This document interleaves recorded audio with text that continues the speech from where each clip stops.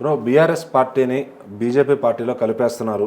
So దానికి ఆజ్యం పోస్తుంది కవిత గారు అని చెప్పి కేసీఆర్కి ఒక కుంపటి పెడుతున్నారని చెప్పి రకరకాల వార్తలు వినిపిస్తున్నాయి. అసలు బీఆర్ఎస్ పార్టీలో ఏం జరుగుతుంది అంటే ఇప్పుడు బీఆర్ఎస్ పార్టీకి సంబంధించి ఏదో ఒక ఇంపార్టెంట్ లేఖ అనేది లీక్ అయిందని చెప్పేసి ఎప్పటి నుంచో కూడా ఇష్యూ జరుగుతుంది. సో అది కూడా ఇప్పుడు ఒక పార్టీకి సంబంధించి బహిర్గతంగా సభల్లో కానీ లేకపోతే ప్రజల ముందు మీడియా ముందు మాట్లాడి కూడా సపరేట్ ఉంటాయి.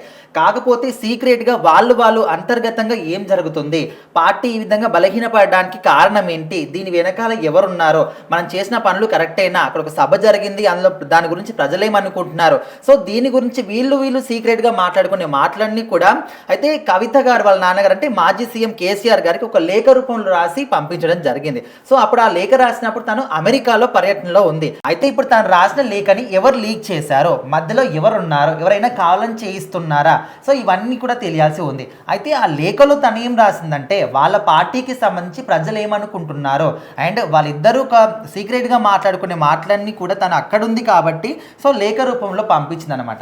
సో దాన్ని ఎవరో బయటికి లీక్ చేశారో దాని తర్వాత ఇంకా కవిత మీద లేనిపోని అన్ని ఆరోపణలు కూడా వస్తున్నాయి. సో ఇప్పుడు తను సపరేట్గా ఇంకొక పార్టీ పెడుతుందని, లేకపోతే కాంగ్రెస్ పార్టీలో చేరుతుందని, ఇటు బీఆర్ఎస్ పార్టీ నుంచి 6 మంది ఎమ్మెల్యేలని కూడా తీసుకొస్తుందని, సో ఇట్లా రకరకాలుగా వినిపిస్తున్నాయి. ఇందులో ఏమాత్రం కూడా నిజం లేదు. నేను ఎప్పటికి కూడా బీఆర్ఎస్ పార్టీలోనే ఉంటాను, కేసీఆర్ గారి నీడలోనే ఉంటాననే విధంగా కూడా తను చెప్తుంది. అండ్ అదేవిధంగా కవిత విషయంలో ఇప్పుడు తనేం మాట్లాడుతుంది అంటే రీసెంట్గా బీఆర్ఎస్ పార్టీని బీజేపీ పార్టీలో విలీనం చేయడానికి ఒక కుట్ర కూడా జరుగుతుంది. అండ్ ఇప్పటి వరకు కూడా చాలామంది దీని గురించి మాట్లాడారు. ఓన్లీ ఆమెనే కాదు, ప్రజలు కూడా అనుకుంటున్న విషయమే.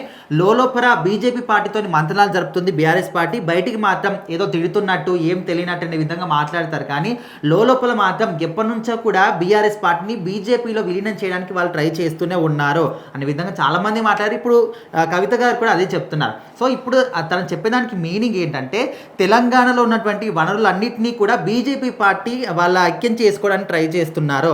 సో ఖచ్చితంగా తెలంగాణ ప్రభుత్వం సేఫ్ హ్యాండ్స్లో ఉండాలంటే బీఆర్ఎస్ పార్టీలోనే ఉండాలి, లేకపోతే ఖచ్చితంగా మీరు బీజేపీ పార్టీలో ఏదైనా విలీనం చేసినా వేరే పార్టీకి అప్పగించినా కూడా ఇప్పుడు కాంగ్రెస్ పార్టీ వచ్చిన తర్వాత తెలంగాణ పరిస్థితులు ఏ విధంగా ఉన్నాయి అందరం కూడా చూస్తూ ఉన్నాం.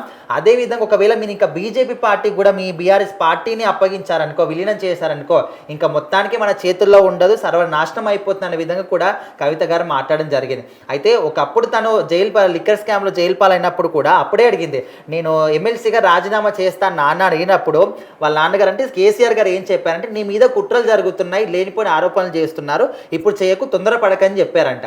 అంటే అప్పుడే నేను రాజీనామా చేస్తానని చెప్పినప్పుడు కూడా నన్ను వద్దని చెప్పారు. సో ఇప్పుడు పరిస్థితులు ఏ విధంగా ఉన్నాయి అనే విధంగా మాట్లాడుతుంది. మరి నిజంగానే కేటీఆర్కి ఇక్కడ కవితకి ఆస్తి పంపకాల్లో గొడవలు వచ్చాయా, లేకపోతే పదవుల విషయంలో గొడవలు వచ్చాయా ఏంటి, ఎవరు కూడా ఇంకా ఒక క్లారిటీ అనేది తెలియదు. కానీ తను మాత్రం పార్టీ మారే ఉద్దేశం అయితే నాకు లేదు, కాంగ్రెస్ పార్టీలో కానీ ఇంకెక్కడ కూడా వెళ్ళను, నేను బీఆర్ఎస్ పార్టీలోనే ఉంటాను అని ధైర్యంగా చెప్తుంది.